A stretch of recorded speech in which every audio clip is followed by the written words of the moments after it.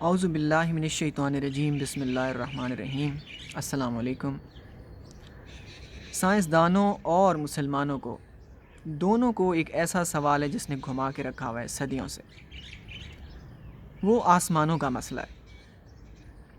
مسلمان جب قرآن پاک کی تلاوت کرتے ہیں تو اس میں 7 آسمانوں کی بات ملتی ہے، اور جب ہم نکل کے مشاہدہ کرتے ہیں تو ہمیں صرف ایک ہی آسمان ملتا ہے۔ سائنس کی کتابوں میں بھی آپ کو ایک ہی آسمان کی بات ملے گی، اور آپ نے آسمان میں لگی ہوئی ٹیلیسکوپس اور آسمان میں جو راکٹس کے اندر رکھ کے آسمان میں جو ٹیلیسکوپس بھیجی گئی ہیں، ان سے آنے والی تصاویر میں بھی آپ کو ایک ہی آسمان نظر آتا ہے۔ تو آخر یہ 7 آسمان کہاں ہیں؟ اور ایک نمبر ہے انہی آسمانوں سے ملتا ہے۔ جب آپ ریاضی استعمال کرتے ہیں اور کیلکولیشنز کرتے ہیں تو آپ کو ایک نمبر ملتا ہے۔ ہر سوال جو آسمانوں سے متعلق ہے اس میں یہ اپیئر ہوتا ہے نمبر، جیسے کوئی جن بھوت اپیئر ہو جاتا ہے۔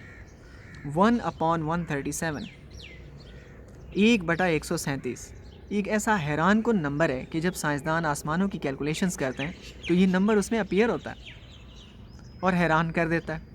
کیا آپ کو حیرت نہیں ہوگی کہ اگر آپ کو ٹیچر 50 کویسچنز دیں اور آپ ان کو حل کرنے بیٹھیں، 50 الگ الگ سوالات ہیں، فزکس کے ہیں یا میتھمیٹکس کے ہیں، آپ ان کو حل کریں، سب کا آنسر سیم آئے؟ Isn't it amazing؟ یہ بات سائنسدانوں کو حیران کرتی ہے، لیکن ان کو جواب نہیں ملتا۔ سورہ بقرہ کی آیت نمبر 29 میں اللہ تعالیٰ فرماتا ہے هو الذی خلق لکم ما فی الارض جمیعا ثم استوی الی السماء فسواہن 7 سماوات وہو بکل شیء علیم۔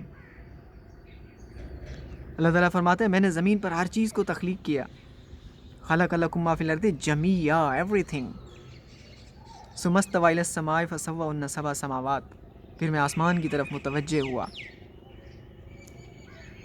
ثم استوی، متوجہ ہوا۔ آپ سوچیں، فرق دیکھیں آپ کیسے لینگویج بدل رہی ہے۔ زمین کے لیے اور لینگویج ہے خلقہ، وہاں ثم استوی الی السماء فسواہن 7 سماوات، فسواہن زمین کے لیے خلقہ کا لفظ، آسمان کے لیے فسواہن، کیوں؟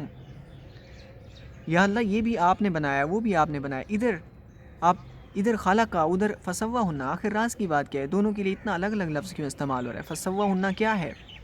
یہ اردو کا جو لفظ مساوی ہے، آپ مساوات استعمال کرتے ہیں، آپ کہتے ہیں مساوات ہونی چاہیے، برابری ہونی چاہیے، بھائی چارہ ہونا چاہیے، ایکویلٹی ہونی چاہیے، یہ وہی تو ہے۔ فسواہن کا یہی مطلب ہے، ساوا سے نکلا ہوا ہے۔ ساوا کا مطلب ہوتا ہے برابر کرنا، جیسے آپ 2 دروازے ملا کے بند کرتے ہیں، ان کو برابر کر دیتے ہیں، 2 پردے کھینچ کے برابر کر دیتے ہیں۔ اللہ تعالیٰ نے آسمان میں جا کے یہ لفظ استعمال فرمایا کہ میں نے جا کے برابر کر دیا، اور زمین کے لیے خلقہ کا لفظ استعمال فرمایا۔ دونوں میں اتنا بڑا فرق کیوں ہے؟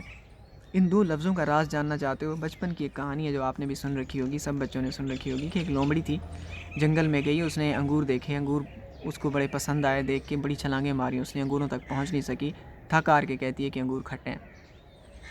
اس کہانی میں غور کرو، ایک اس میں غلطی ہے، وہ ٹھیک کر لیتے ہیں پہلے، ورنہ ہمارے لیے کہانی کام کی نہیں ہوگی۔ انگور جب اس نے کھائے نہیں، اس نے کیا کہا کہ انگور کھٹے ہیں؟ کھٹے کہاں سے ہو گئے جب انگور اس نے کھائے ہی نہیں؟ ہونا یہ چاہیے کہ انگور ہیں ہی نہیں، انگور ہیں ہی نہیں۔ کیسے؟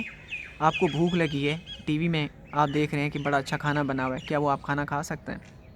نہیں نا، دیکھ تو سکتے ہیں، دیکھنے کی حد تک ہے، کھانے کے لیے نہیں ہے۔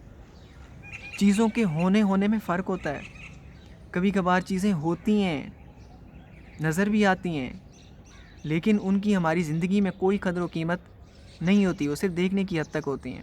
جیسے ٹی وی میں رکھا ہوا کھانا آپ کا پیٹ نہیں بھر سکتا، ٹھیک؟ گھر کی دال آپ کے کام آئے گی۔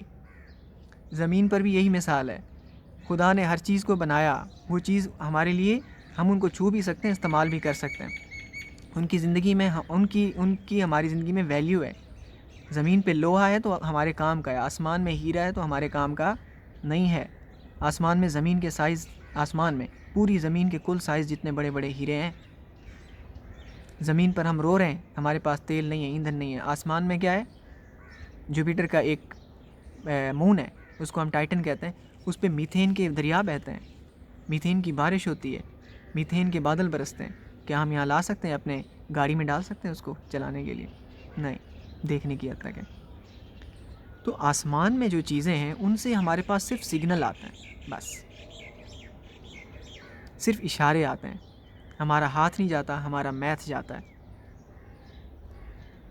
ہمارے پاؤں وہاں نہیں لگیں گے کبھی، لیکن ہمارے پر، ہماری دماغ کی اڑان اور پرواز وہ وہاں تک ہے. اللہ جانتا ہے کہ انسان کے لیے وہ ایک ایسی دنیا ہے جو میں نے اس کو دیکھنے کے لیے بنائی ہے. وہ ہمارا بیک گراؤنڈ ہے اور یہ ہمارا سٹیج ہے. سٹیج پہ جو چیز ہوتی ہے اس کو آپ دیکھتے ہو، چھوتے ہو، ہاتھ لگاتے ہو، لیکن جو بیک گراؤنڈ ہوتا ہے وہ صرف دیکھنے کی حد تک ہوتا ہے. اس کا کام ہوتا ہے خوش نمائی، امپریشن، انسپائر کرنا. بیک گراؤنڈ ہمیں انسپائر کرنے کے لیے بناتا ہے، تو وہ انسپریشن ہے. اس لیے اللہ تعالیٰ نے 2 الگ الگ لفظ استعمال فرمائے. اب آپ سمجھ گئے کہ اللہ تعالیٰ نے جو آسمان ہے اصل میں وہ اللہ تعالیٰ کے علمی حجابات ہیں، علمی پردے ہیں. یہ چھونے لائق چھت نہیں ہے، یہ کوئی سولڈ چھتیں نہیں ہیں جن کو ہم ڈھونڈ رہے ہیں. جب اللہ نے وہ خلق کا لفظ ہی استعمال نہیں فرمایا، جب ہم اس چیز کو ڈھونڈیں گے تو ہمیں کہاں ملے گی؟ اس کا مطلب یہ 7 علمی لیولز ہیں. These are the 7 levels of organization.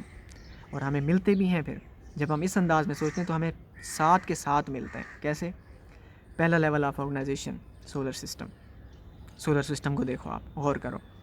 ایک ڈسک بنی ہوئی ہے بالکل ایکول، ہر پلینٹ ایک ڈسک کے اوپر، ایک پلین پر موو کر رہا ہے. نیکسٹ ہے گیلیکسی، 100 ارب ستاروں کی ڈسک ہے، چھائی ہوئی ہے آسمان کے اوپر، رات میں نظر آتی ہے اگر آسمان کلیئر ہو تو.